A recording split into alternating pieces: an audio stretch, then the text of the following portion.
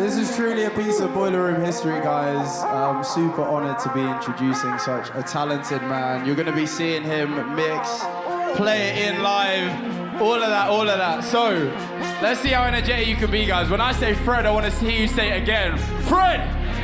Fred! Fred! Fred! Fred! Introducing Fred again for Boiler Room!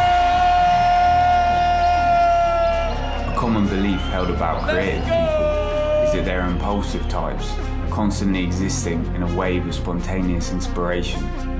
But digging into that narrative at all, we find it simply isn't the case, and the real ability to create anything often lies in developing a disciplined and almost obsessive approach to routine. For all artists starting out, making their work often has to be done alongside a professional life and other responsibilities. So in this video I want to look at a few interviews that talk about this process of artistic discipline and some strategies for managing it. This is Creative Minds. Thanks for watching.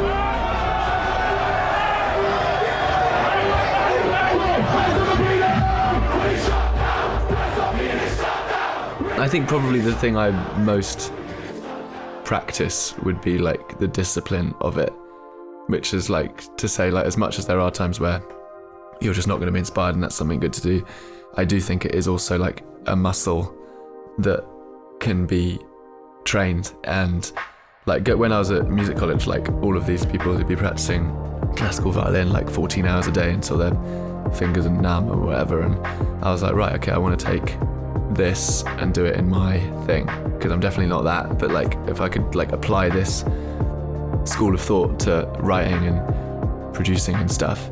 If you make a song when you're in a state of feeling really uninspired and you keep doing that, let's say you have a whole week of feeling really uninspired but you keep powering through it, you will make something that's good, probably.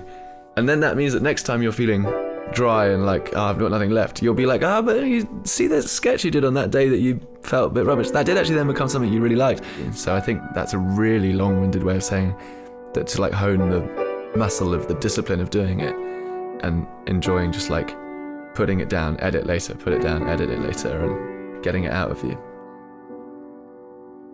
You view it as a dirty tap. When you switch a dirty tap on, it's going to flow shit water out for a substantial amount of time, and then clean water is going to start flowing, and now and then you'll get a bit of shit, but as long as it gets out of you, it's fine.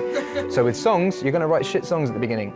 You are. My songs were terrible. My raps were terrible. Like, I've listened to it the other day, it's awful. But I got it out of me, and the more and more you write, the more and more you experience, and then you start flowing clean water, and songs start getting better and better and better. Have you ever heard of this theory about the 10,000 hours theory? Yes. When I first started out, I saw Damien Rice in concert, and literally, like, I watched him and was like, I want to do that one day, and wrote a million songs, did a million gigs, and have ended up kind of doing a similar thing. But it literally came from writing a song a day, or 2 songs a day, or 5 songs a day, and just getting all these songs out of me. But the thing is consistency. So if I do 3 hours a day every day for 365 days, I just did outstanding numbers. You know what I'm saying? It ain't what you do, it's how you do it. You know what I'm saying? So as long as you stay consistent with it, you go win every time. I only do 3 hours a day. I'm not a rapper, man. I'm with that arithmetic right there. Yeah. 3 hours a day, 365 days in a year. That's, yeah. I mean, that's more than a lot of people can say. Yeah, yeah. Because for those 3 hours, you are focused. And look, think about it like this, though, because you want to make sure you're working at your best mind quality when your mind is working the best. We go to jobs and we spend 9 hours a day doing something for somebody else. I can invest 3 hours a day into my craft and then take time to live my life at the same time. I'm winning.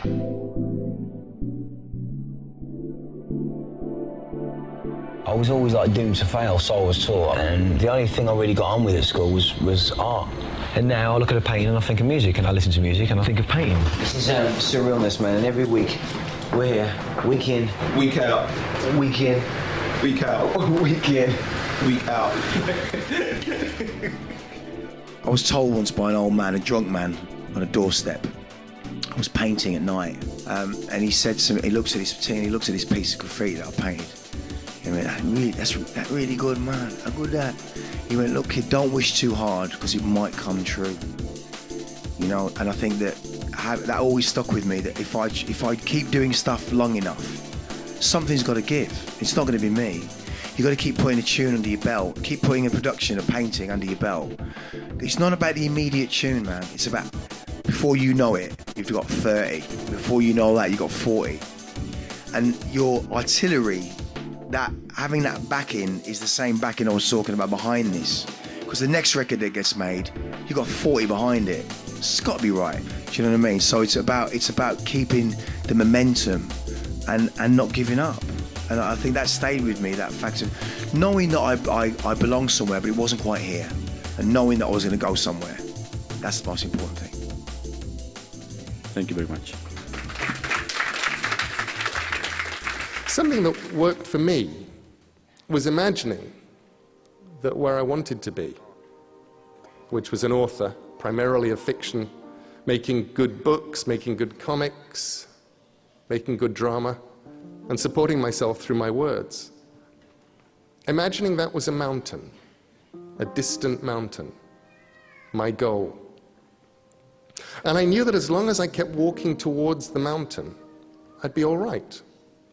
And when I truly was not sure what to do, I could stop and think about whether it was taking me towards or away from the mountain. Well, if you only write when you're inspired, you may be a fairly decent poet, but you will never be a novelist because you're going to have to make your word count, Jay, and those words aren't going to wait for you whether you're inspired or not. So you have to write when you're not inspired. And you have to write the scenes that don't inspire you.